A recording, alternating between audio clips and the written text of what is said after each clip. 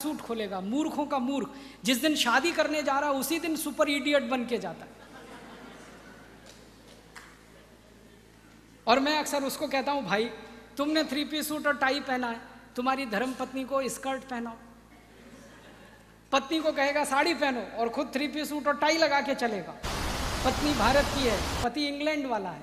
हम कहते हैं पति पत्नी गाड़ी के 2 पहिए हैं गृहस्थी के, एक पहिया ट्रैक्टर का, दूसरा साइकिल का। कैसे चलेगा ये? काहे को ये अंग्रेजी भूषा पहन रखी है? भारत में इतनी गर्मी है, यहाँ ना सूट पहनने की ज़रूरत है ना टाई लगाने की। इंग्लैंड वाले टाई और सूट इसलिए पहनते हैं कि ठंड बहुत है और बार बार ठंड होती है, साल में 8 महीने ठंडी पड़ती है, बर्फ़ गिरती है, इसलिए वहाँ टाई लगाई जाती है, ठंडी हवा ना जाए।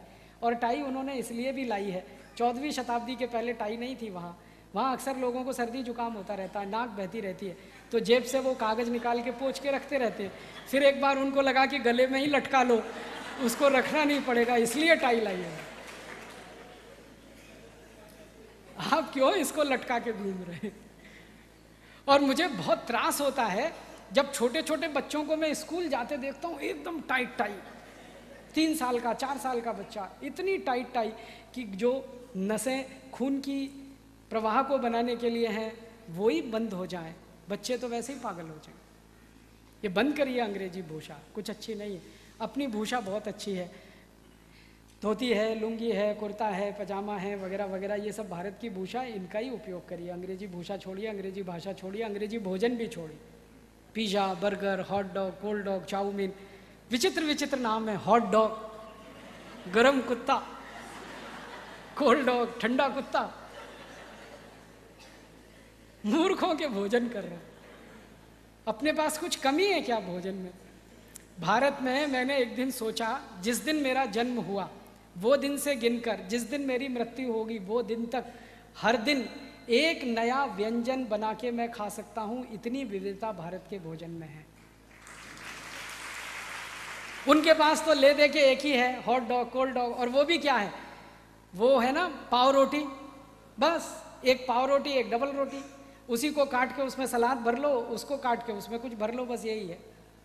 यूरोप के कितने देशों में पाव रोटी, डबल रोटी, अमेरिका में कितने स्थानों पर पाव रोटी, डबल रोटी, इसके अलावा कुछ खाते ही नहीं, क्योंकि बनाना नहीं आता कुछ।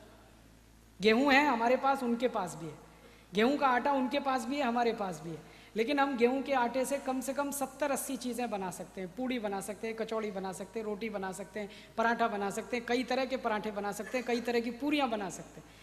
यूरोप वाले एक ही चीज़ बनाते हैं, पाव रोटी, डबल रोटी, कुछ आता ही नहीं बनाना, क्योंकि टेक्नोलॉजी नहीं है उनके पास इसकी।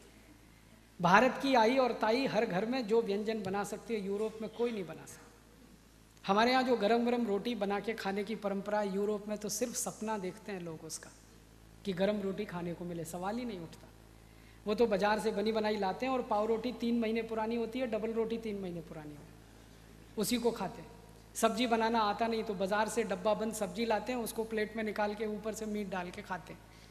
दाल कोई जानता नहीं। और बाकी मिठाइयाँ इतनी तरह तरह की हम जो बना के खाते हैं, उनके पास एक ही मिठाई है, आइसक्रीम, और कुछ है ही नहीं। गरीब लोग हैं, उनके चक्कर में आप क्यों फंस गए?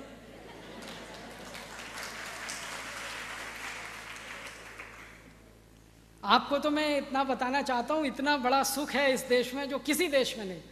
आप भारत में रहते हैं, घर में हर दिन नया व्यंजन बना के खा सकते हैं, वहाँ होटलों में भी नहीं मिलता। आप भारत में रहते हैं, हर दिन आपके घर के सामने कोई दूध वाला आएगा, भैंस लेके आएगा, गाय लेके आएगा, दूध निकाल के आपको घर में देके जाएगा। अमेरिका में तो दूध लाने के लिए कम से कम 100 मील गाड़ी चला के जाना पड़े, और वो भी दूध मिलेगा तो डब्बा बंद मिलेगा, फ्रेश मिलने की कोई गारंटी नहीं है, क्योंकि वो दूध का डब्बा 7-8 दिन पुराना है। आपके देश में कितना बड़ा सुख है, आपने कपड़े धोए, उसको इस्त्री करने के लिए कोई आपके घर के सामने आकर इस्त्री करके चुपचाप देके जाएगा। अमेरिका में तो इस्त्री करवाना दूसरों से स्वर्ग जैसा सुख है। कोई इस्त्री करने नहीं आता, इस्त्री करवाने के लिए 50 मील गाड़ी चला के जाना पड़ता है, फिर देके आना पड़ता है, 1 हफ्ते में वापस मिलेगा। भाजी पाला बेचने वाला आपके घर आके देके जाता है, भाजी ले लो, आप बोलोगे नहीं चाहिए, फिर भी कहेगा ले लो, फिर भी कहेंगे आप नहीं चाहिए, तो कहेगा चलो कुछ बात तो कर लो, भाजी नहीं लेनी है छोड़ो। आपकी पूछेगा, बच्चों की पूछेगा, अपनी सुनाएगा, बच्चों की सुनाएगा, थोड़ा आपका उसका आत्मिक रिश्ता बन जाएगा। भाजी बिके ना बिके, लेकिन आपका रिश्ता उसके साथ ऐसा पक्का हो जाएगा।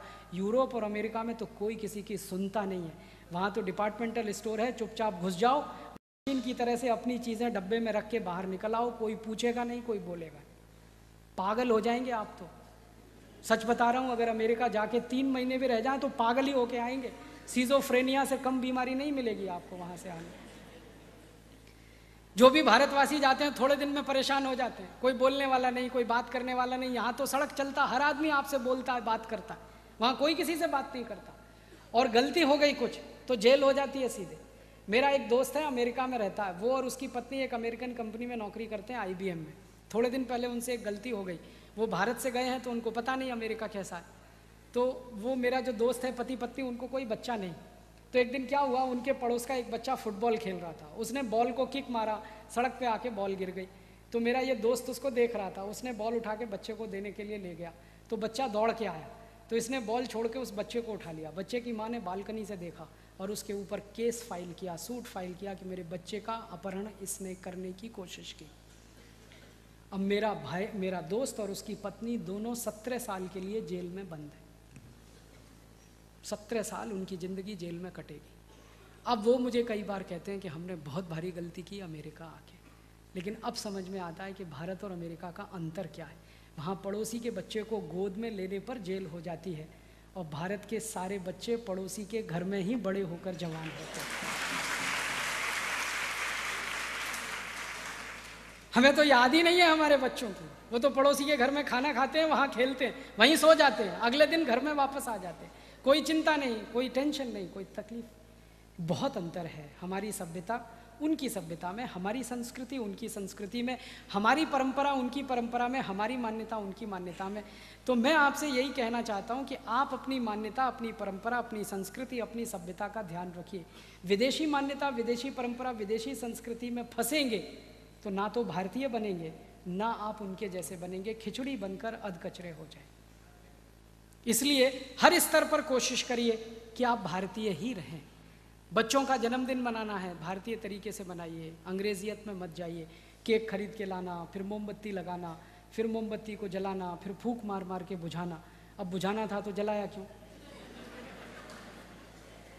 और हमारे घर में तो जलता हुआ दीपक तब बुझाते हैं जब किसी की मृत्यु होती है, जन्मदिन हुआ कि मरण दिन। क्यों मना रहे हैं ऐसा जन्मदिन? भारतीय पद्धति का प्रयोग करिए, मंदिर में जाइए, दीपक जलाइए, गरीबों को खाना खिलाइए, कुछ दान करिए, बच्चों को वो परंपरा में सिखाइए, उनकी आदतें वैसी बनाइए। हर स्तर पर भारतीय बनिए। मेरी आपको एक विनम्र अपेक्षा है, भाषा में भारतीय होना, भूषा में भारतीय होना, भोजन में भारतीय होना, भजन में भारतीय होना, भेषज में भारतीय होना, औषधि वो भी पूरी भारतीय उपयोग करिए।